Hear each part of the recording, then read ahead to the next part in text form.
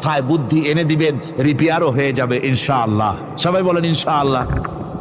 তাহলে বললাম কেন এ কথাটা? এই জন্য বললাম যে কোরআনে কারীমের মধ্যে আল্লাহ রাব্বুল আলামিন সব কথা বলে দিয়েছেন, কোনো কথা বাদ রাখেন নাই।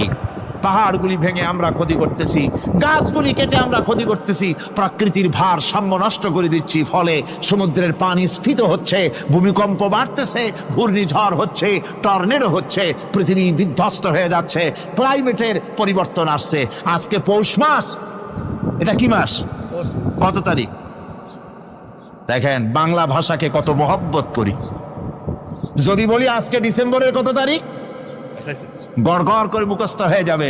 বাংলারে খুব ভালোবাসি, মাসটার তারিখ বলতে পারলাম না, দুঃখিত। এই হলো আমাদের ভালোবাসা। আজকে পৌষ মাসের অর্ধেকও শেষ হয়ে যাচ্ছে, অথচ মনে হচ্ছে শীত যেন তার শ্বশুর বাড়ি বেড়াতে গেছে।